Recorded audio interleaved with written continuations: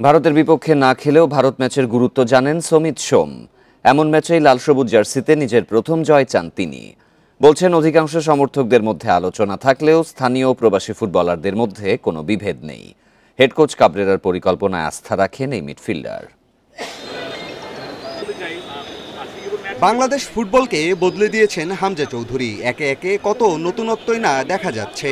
এবার Leicester city থেকে উড়ে আসলেন দুই প্রতিনিধি, যারা এসেছেন হামজাকে ক্যামেরাবন্দি করতে, ডকুমেন্টারি তৈরি করতে।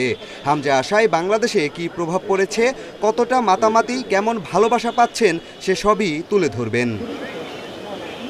প্রতি ম্যাচেই দেখা যায় হামজার প্রভাব। তারপরও ম্যাচ জিততে পারছে না বাংলাদেশ। সামনে ভারত মিশন, সেই ম্যাচটিকে ক্যারিয়ারের অন্যতম গুরুত্বপূর্ণ বলছেন সমিত সোম। ভারতের বিপক্ষে না খেললেও বুঝে গেছেন বাংলাদেশের জন্য ম্যাচটি কতটা মূল্য রাখে।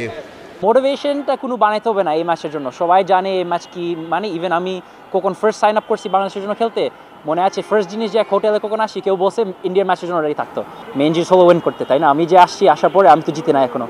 ওইটা আমি খুঁজতেছি, আমাদের পুরো টিম খুঁজতেছে যে ওই ম্যাচটা উইন করতে, আর ওইটা থেকে কনফিডেন্স পাইতে, আরও ওই মোমেন্টাম ইউজ করতে, আরও ম্যাচ জিততে ফিউচারে। হামজা সমিত আসলেও শেষ মুহূর্তে গোল হজমের প্রবণতা কমেনি বাংলাদেশের। জেতা ম্যাচ ড্র বা হেরে যেতে হয়। কেন এমনটি হচ্ছে? কারণ অজানা সমিতের। স্থানীয় ও প্রবাসী ফুটবলারদের মধ্যে বিভেদ রয়েছে মনে করেন অনেক সমর্থক।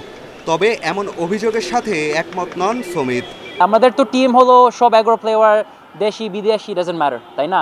আমরা যেভাবে পারি আমরা সব একসাথে থাকতে হবে যে ম্যাচটা কীভাবে জিতবো।